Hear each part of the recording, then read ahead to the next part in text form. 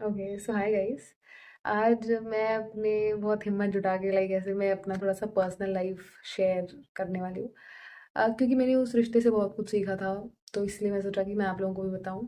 देखो, पता है मेरी लाइफ में एक लड़का था जो अब मतलब जिसके साथ मेरा ऐसा कुछ रिलेशनशिप नहीं था, लेकिन ऐसे मतलब एक टॉकिंग स्टेज थी। और टॉकिंग स्टेज ऐसी कि मतलब समझ रहे हो, मतलब रिलेशनशिप टाइप का ही था, हरकतें सारी रिलेशनशिप जैसी थी।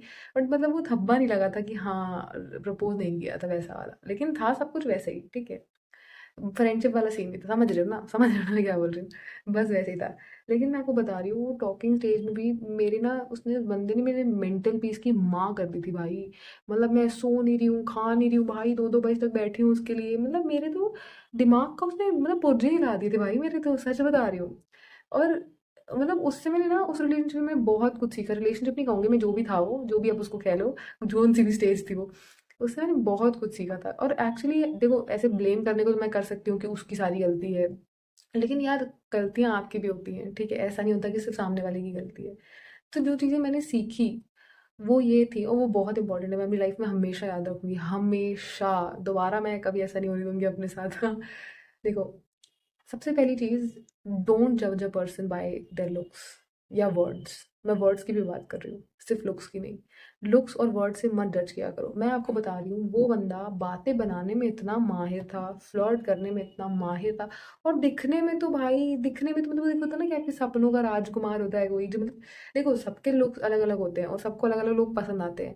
मुझे जैसा मुझे चाहिए था बिल्कुल वैसा ही दिखता था। बहुत ही हैंडसम लगता था मुझे दिखने में, स्माइल इतनी प्यारी थी कि मतलब पता नहीं क्या बोलूँ मैं।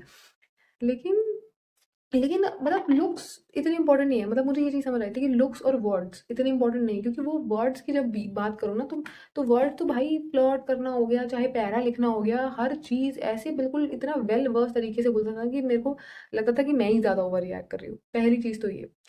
दूसरी चीज़ जो मैंने सीखी थी वो ये, कि कभी भी किसी को ना बहुत जल्दी इंपॉर्टेंस नहीं देना चाहिए। लाइक मेरी ये गलती थी कि मैंने शायद उसको बहुत जल्दी ही बहुत इंपॉर्टेंस दे दी थी। बहुत जल्दी मैं ये सोचने लग गई थी कि यार नहीं, मतलब अब तो रिलेशनशिप ही होने वाला है, अब तो सब वैसा ही है।